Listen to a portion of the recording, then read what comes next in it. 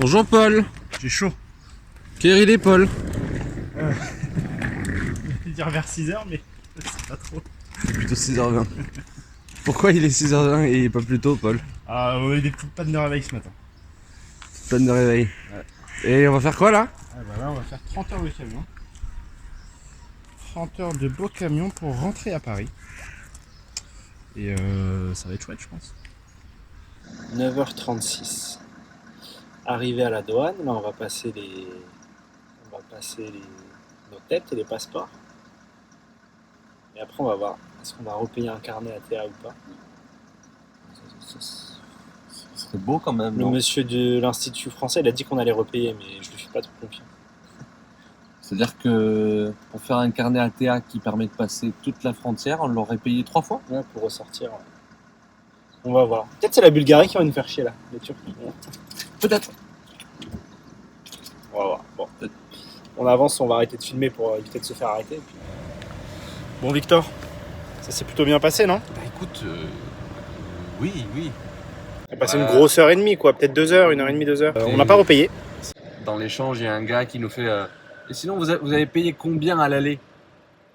Paul sort 15 de sa dette. Et le gars fait clic sur son clavier, comme ça, il fait ah ouais, faut payer pareil. Je me suis mis à parler anglais avec une voix un peu forte, avec mon anglais très mauvais. Et il a rempli le carnet et on n'a pas payé.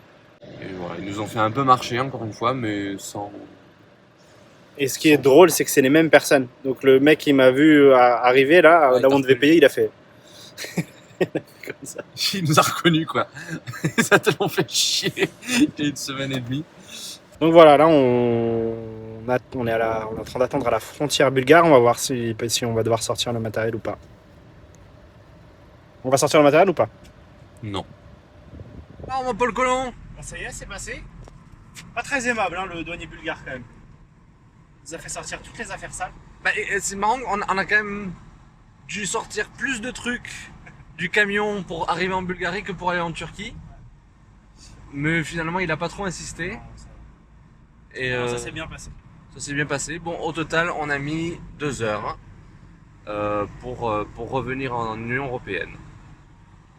Voilà, plus que 1 jour et 59 minutes de route. On va aller faire une petite pause, on va manger un petit déjeuner là. Ouais. Bon, les 10-15 minutes pour s'éloigner un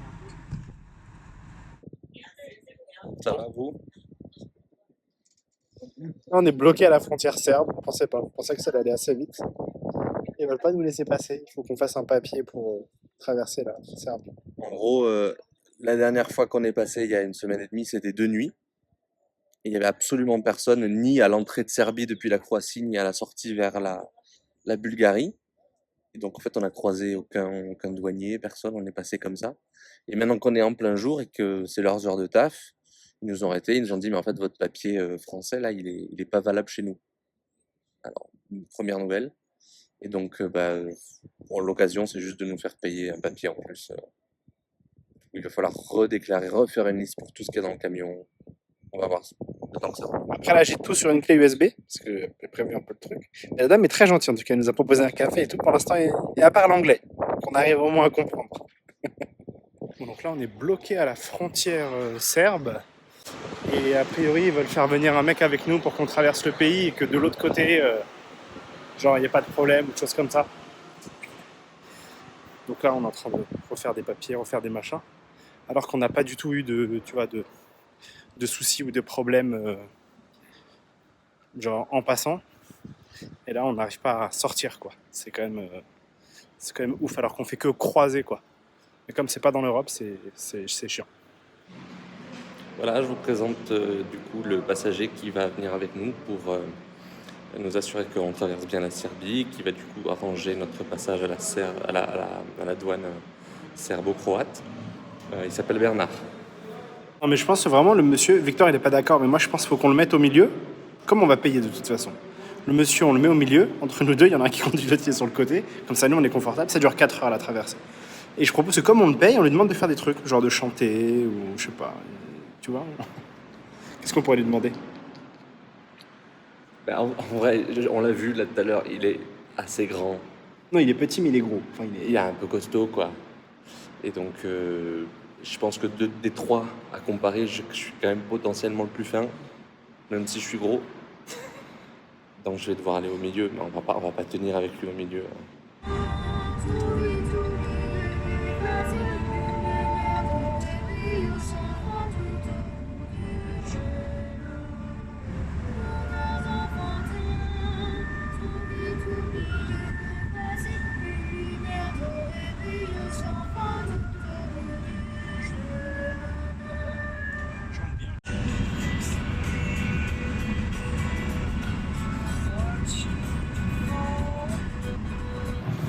Donc là, on est en train d'attendre là, derrière une grande file de camions.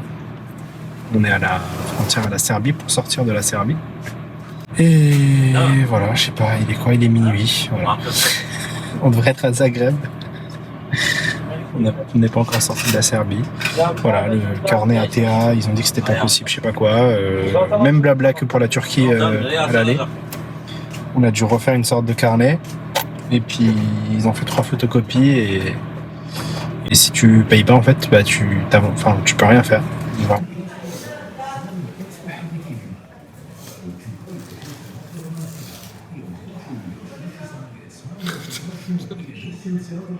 C'est le petit repas de réconfort. Techniquement, quelle heure il est? Il est presque 2h du matin. Il est 1h30. 1h30? Non, il est 2h du matin. 2h du matin. C'est techniquement notre deuxième pause. Oui, si tu comptes pas toutes les douanes, c'est notre deuxième pause. En 22 heures. Donc on a racheté du lave-glace parce qu'on n'en a plus et qu'on voit rien. Un petit sandwich et puis après chacun son propre. Moi j'ai besoin de réconfort, j'ai pris une petite bière sans alcool. Moi j'ai besoin d'énergie. J'ai besoin d'énergie. Sans sucre. On est un peu désappointés, il est 2h du matin, on est fatigué, mais on va manger et ça va repartir. Ouais.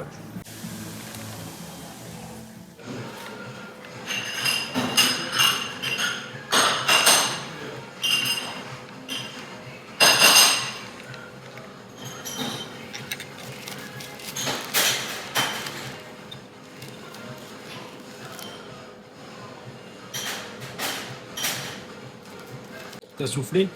Ouais, C'est bientôt fini. Qu'est-ce qu'on peut faire en 12 heures? 12 heures, c'est bientôt fini, 12 heures. 12 heures avec toutes les donnes qu'on a passées. Oui, mais c'est relatif, hein, tout est relatif.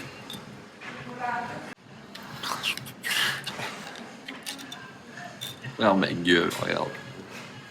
Ils sont plus rien. On paye à chaque fois pour aller chier. Non mais tu le récupères après, moi je les ai récupérés.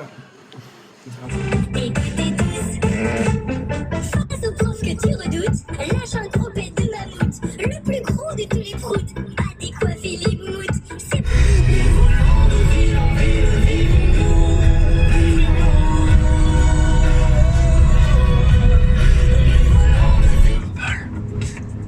On est où, Paul? On est à 150 bords de Stuttgart. Il reste 8 heures de route, très exactement. Il reste 8 heures de route. 772 km. Ça y est, moi j'ai fini de conduire. Ouais. Et Paul prend son dernier quart.